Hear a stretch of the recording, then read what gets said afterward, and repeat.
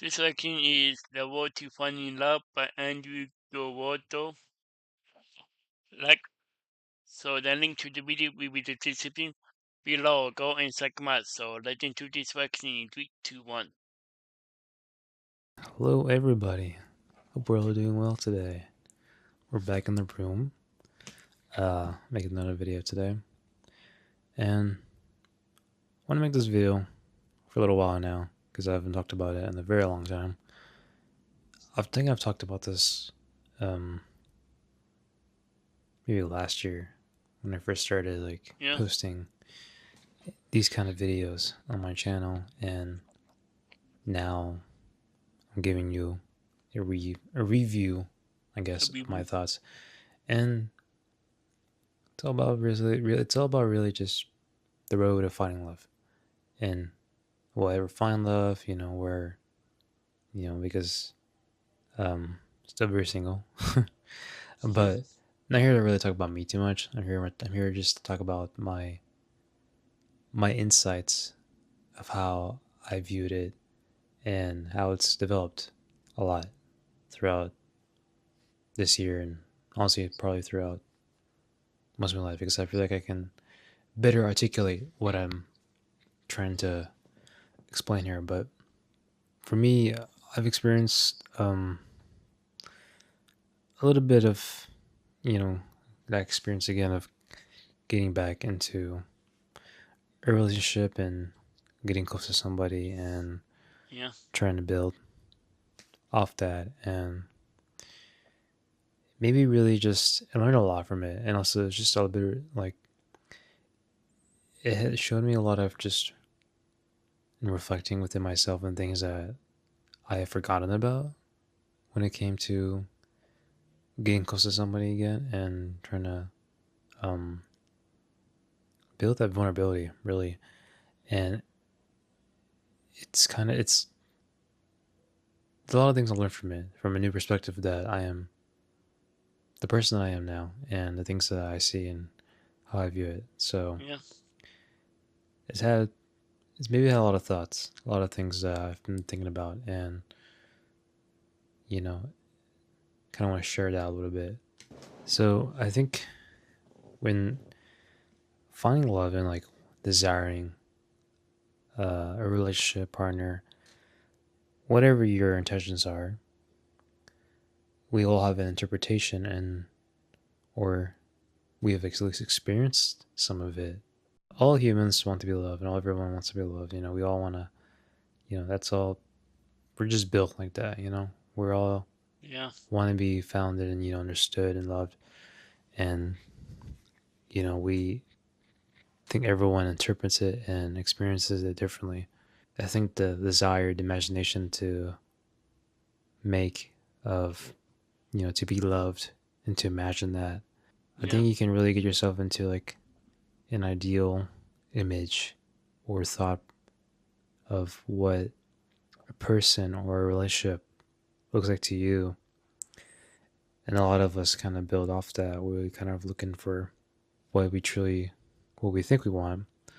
But I think most of us, including myself, don't really know what we really want. And I think that's the truth that I think a lot of us are kind of don't really know, or don't really aware, because the way we interpret that, the way we interpret we think we want a relationship, I'm saying from somebody that's never been in a relationship or hasn't really experienced it that much. You have interpretation that you think that, based off what a healthy relationship or what a healthy way of approaching it should look like, but you don't really know what you truly want because you never actually experienced it. You never actually gone through it. And when you've gone through it, sometimes, you change as a person. I've definitely changed as a person. I didn't expect things to, for me to feel things that I didn't expect to feel, but I did. And it's made me realize that, maybe I do want, different things that I did before. So that's where that kind of insight kind of comes from, where it's that's why I'm realizing the interpretation of what our what we think we want in a relationship and what we want, desire, could be truly be different from what we actually experience Yeah. and what we actually feel during it.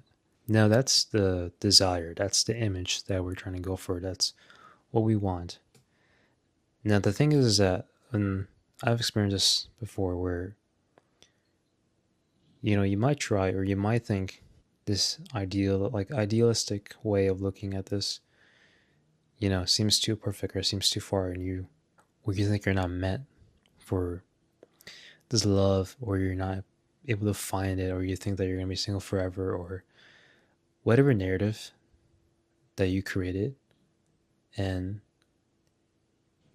basically, that's formed from the desire, or more like the need of wanting this, of needing a relationship, even if you haven't even experienced it. I think the most dangerous way of looking Yeah.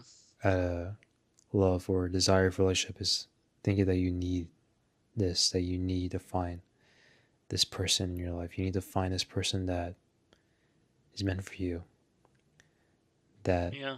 you're meant to just find and, be with your soulmate and stuff. The thing is that when you create that need, you create this hole within yourself, this emptiness. As long as the hole is there, you suffer. Ooh. You Yeah. suffer because you think that, because you create so much pain Yeah. without having this hole filled. And you think that in order to be loved, in order for yourself to be loved and understood, you need to fill this hole. I Yeah. think that's the most dangerous way to view love and to view like a long term relationship, or Yeah. having an idealized way of looking at love. And don't get me wrong, we all desire it. Yeah. We all And we do. all Yeah. desire love. We all desire to Yeah. be close to somebody, be touched, be felt, and be understood. And, but that's not something that you should create suffering over within yourself because you've not met the right person, or you've not met somebody that's compatible with you, or you just haven't dated anybody yet. Because I think the most like deepest soul connection that you can have within somebody is having someone that understands you, someone that can just know you very well, understands you, and can accept you, most importantly. And I know people crave that, you know, I crave that too. But I don't create this hole, I don't create this emptiness within myself for desiring or needing this to be filled. Yeah. Now, I know dating can be hard. I know it can be not great sometimes. I know for me, it's not the best sometimes, but I mean, I try. And, I know when you go through so many like dates, or you've been rejected or heartbroken, and it's easy to fall down the road of like asceticism of love and thinking Yeah. that, you're never going to find the right person, because Ooh. you've been hurt Yeah. a lot. And but I feel like for me, whenever I can look at it as a positive way, thinking that, I've gone through these things that I've learned so much from. And a lot of people say this too. They say that, when you go through a relationship that didn't work out, you at least learn from something from it. It may not feel like it at first, but you probably learn something from it. You're able to develop self awareness and develop, especially most importantly, emotional strength within, being close to somebody, being vulnerable with somebody. And that takes a lot from experience to really understand and, gone through that. I know some people have some pretty traumatic experiences, a way to deal with it, but you ultimately learn from it as long as you can grow from it, and you can realize that. I think my mindset through all of this and how I kind of view it, I've been single for a while, and for a while it used to bother me a lot. I think for a while, I used to be really I've been single for a upset, while too. Yeah. and didn't feel like I was gonna find anybody, and kept thinking that down that road of thoughts, and because that analogy I said with, the creating that hole with the emptiness, you don't need to fill that. You don't need to make that hole thinking that you need to fill this hole with a person, but instead Yeah. fill it with yourself. Fill it with your own actual self, your who you are. Get Yeah. to know yourself. I think the most important thing that I've learned, I think in the last probably like year or two, is really getting comfortable with myself. And a lot of time we ignore that. We ignore understanding ourselves, getting to know ourselves, and being able to just most importantly like ourselves. Because at the end of the day, at the end of the life, you have yourself. Ultimately, towards the end, you have yourself. Yeah. I think the most important person to get to know, to understand, to like and love is yourself. At least try to. And you do that through, not through listening to what other people tell you about yourself, but actually going out and doing things that you enjoy within yourself, listening to what you're feeling and, going through the process of that. Yeah. And I think most importantly, if you want to be able to love somebody and, able to give love to somebody as well and have get that back and receive it, Yeah. love will find you as long as you're able to grow it within yourself, True. Yeah. within through the self acceptance of yourself and you just locking yourself.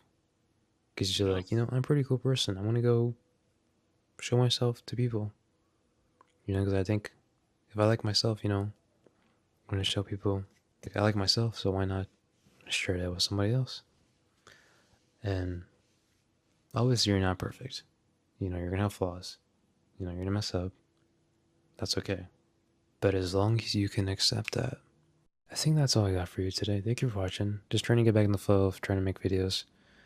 Kind of like this, just talking about topic that, been Yeah. having a little, being a little organized with it too, and kind of letting my thoughts flow with it and seeing where it really goes. So I think that's all I got for today. Thank you for watching. You enjoyed the video, and you watched the video. Appreciate that. I have more stuff on my channel. Feel free to subscribe, and I'll see y'all next video. Thank you for Don't watching. forget to drop a like. Yeah.